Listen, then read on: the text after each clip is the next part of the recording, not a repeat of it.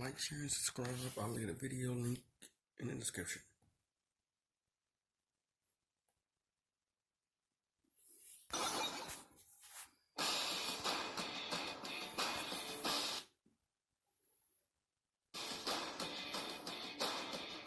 For untold decades, scientists have searched for a legitimate method of measuring a person's level of badassness, completely missing the obvious answer. Just check out the size of his sword, like Guts, the brutal black swordsman from Berserk. And Nightmare, the demonic scourge from Soul Calibur. He's Wiz and I'm Boomstick. And it's our job to analyze their weapons, armor, and skills to find out who would win a death battle.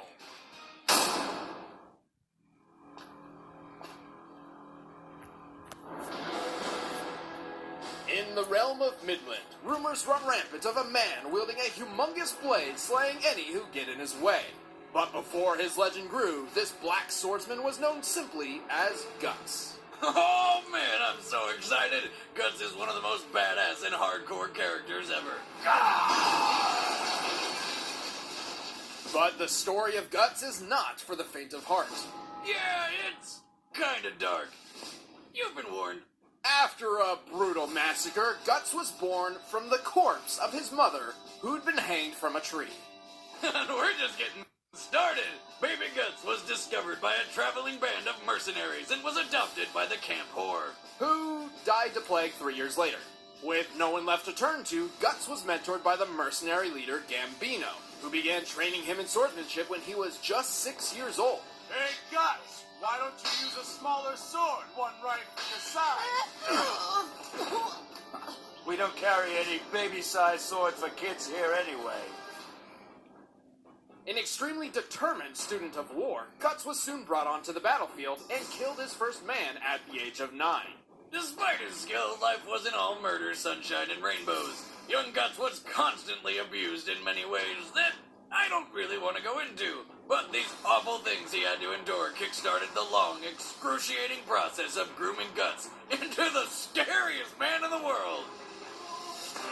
After killing his crazed adoptive father in self-defense, Guts became a lone mercenary, and a damn good one. Recognized for his skill, he was recruited by the mercenary crew called the Band of the Hawk, led by an ambitious man named Griffin. The Hawk's Raiders would be Guts' first taste of camaraderie and friendship. Over the next 3 years, they single-handedly ended a 100-year war. Things were looking up for Guts. And then Griffith summoned a horde of demons, transformed into a bad monster, murdered all of Guts' friends, and claimed ownership of Guts' soul by branding his neck. If that wasn't dramatic enough, Griffith then raped Guts' girlfriend in the pool of his friend's blood as he watched, pinned down with his eye gouged out and forced to cut off his own arm. Definitely not his best day. After all that, Guts dedicated his entire life to murdering Griffith as painfully and brutally as possible, while fighting demons on a daily basis as they are drawn to his brand like moths to a flame. But to do this, he needs the right tools for the job. He carries a belt of throwing knives and a pouch of mini-bombs even demons can't take. He also received a new mechanical hand, which houses a flamethrower, repeater crossbow, and a hidden single-shot cannon, perfect for blasting a demon's face off. Surprise, bitch! But none of that compares to Guts' primary tool of destruction, the giant blade known as Dragon Slayer.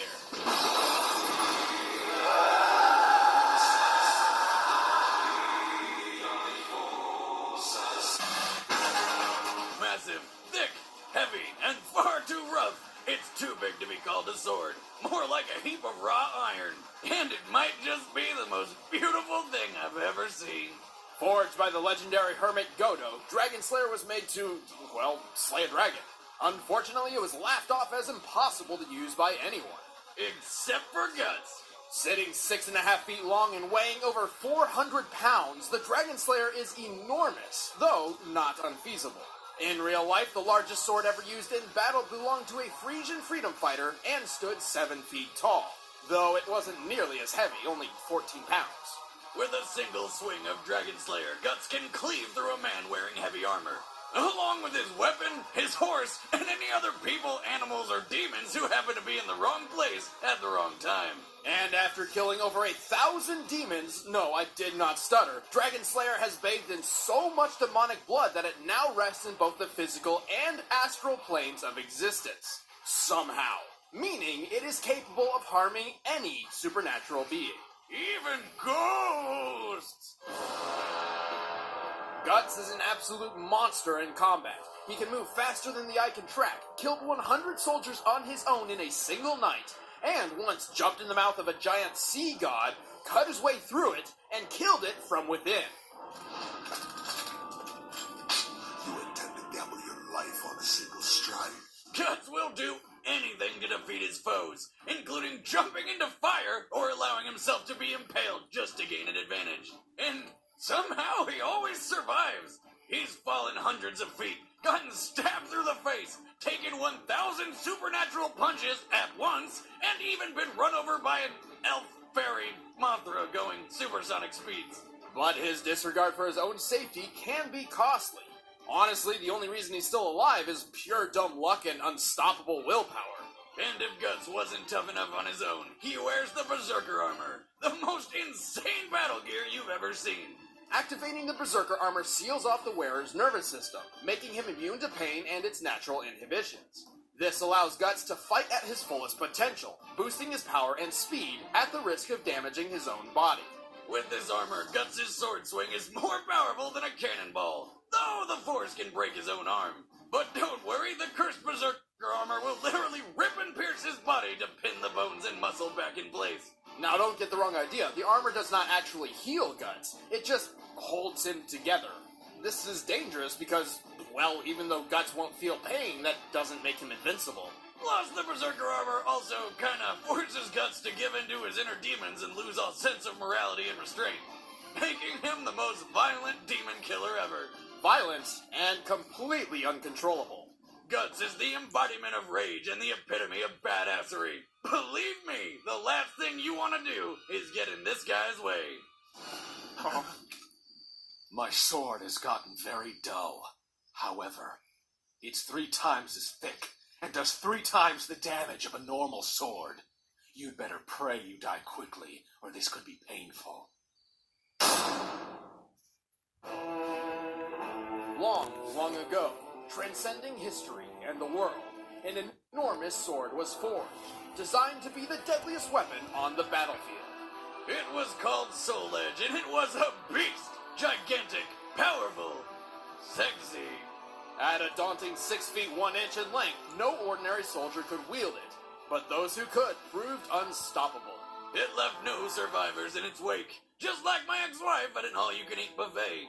However, a great evil dwelt within the sword. After claiming victory upon victory and being bathed in the blood and hatred of countless foes, a fire was born inside Soul Edge. Literally, it's a demon made of friggin' fire! The demon Inferno had one purpose, to infect the world with evil and chaos. But in order to accomplish this, he needed a warrior capable of wielding the true power of Soul Edge. He planned to possess this warrior and transform them into the azure-clad Knight of Darkness, Nightmare.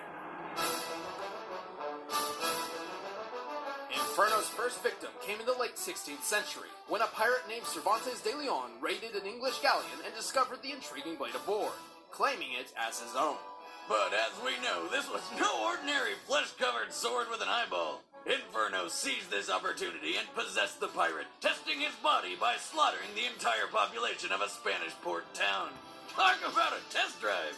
Unfortunately, while powerful, Cervantes was not the ideal vessel Inferno sought. So he made him sit in that town until 2 chicks showed up, killed his ass, and somebody more powerful picked up the sword.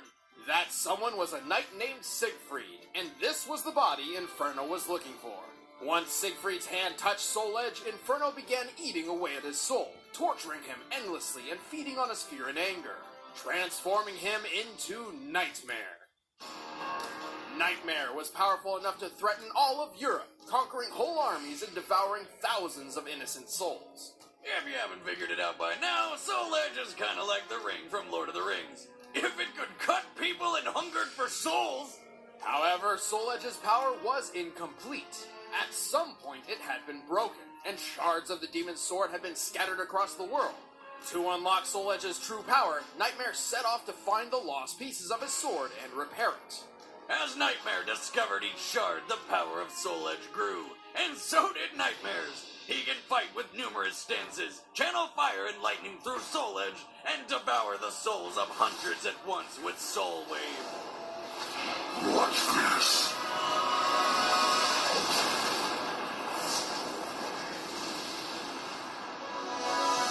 Despite Nightmare's ever-growing power, Siegfried constantly battled to free himself from Soul Edge's curse, and eventually, he succeeded.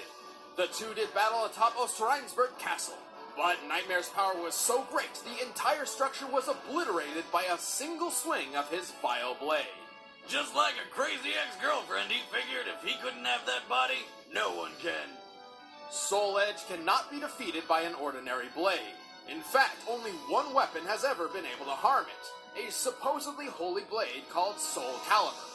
Unknown to most, Soul Calibur is actually the final shard of Soul Edge, reforged into a second sword made specifically to combat its demonic counterpart.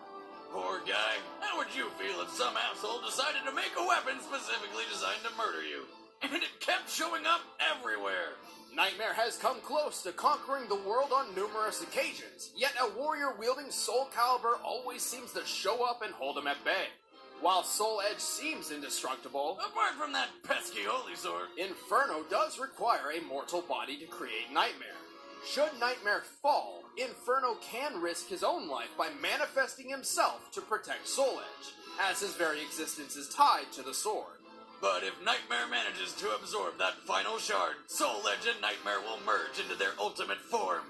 Night Terror! A larger, deadlier, flyier Nightmare! Flyier? Yeah, when one gains the power of flyingness? Duh. No matter the time, place, or vessel, few can match the vile trio of Soul Edge, Inferno, and Nightmare. Blood, darkness. I shall drown the world in both.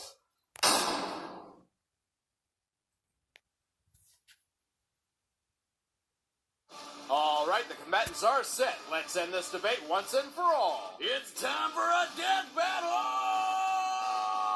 Giant swords, yeah!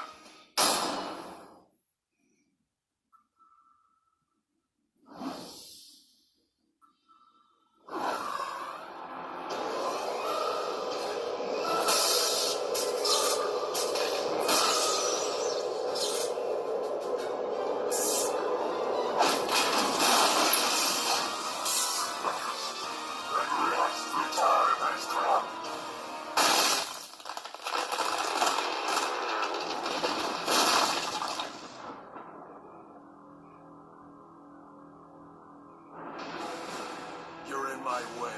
Stand aside. Tremble in my darkness. Burn!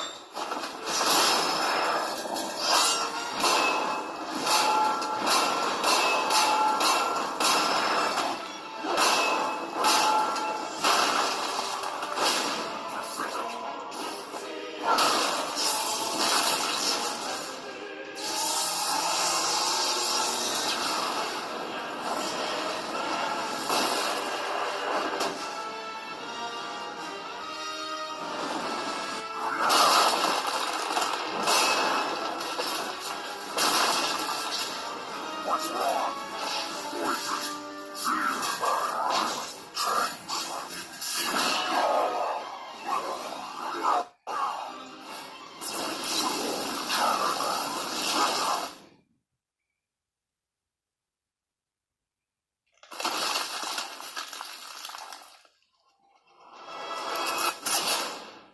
Die!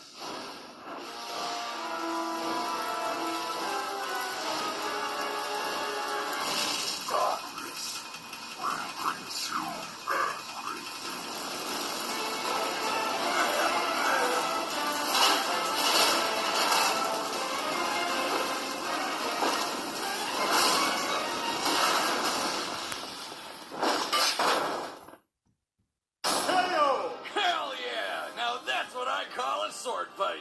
While Nightmare wields more power than Guts, this is what Guts does every single day. He gets the shit kicked out of him trying to defeat gods and demons leagues above his abilities and still prevails. It's true, all his life. I mean, this guy lives in a world where giant monsters are trying to kill you, eat you, rape you, or all three at the same time. And that's just Monday. It's true. All his life, Guts has had the odds stacked against him, and yet he's still kicking while everything else is dead. Oh, but Wizard, I thought only Soul Calibur could destroy Soul Edge. That's also true in the Soul Calibur world. However, Inferno exists on an astral plane. If you recall, Guts' sword Dragon Slayer also exists on such a plane, leaving no question that it could destroy Soul Edge. Plus, his Berserker armor bought him plenty of time to land the killing blow. Yeah, because it will literally let you fight on until all of your bones are shattered and the last drop of your blood is spilled. And it's not like Soul Edge was going to have any luck tempting Guts into picking it up and turning into another nightmare. Not only has Guts dealt with enough demonic shit to know that's a bad idea, he really loves that Dragon Slayer. He's not giving that up for anything. Guts was just a whole nother Calibur. The winner is Guts. Please like, share, and subscribe. Peace out. This ain't so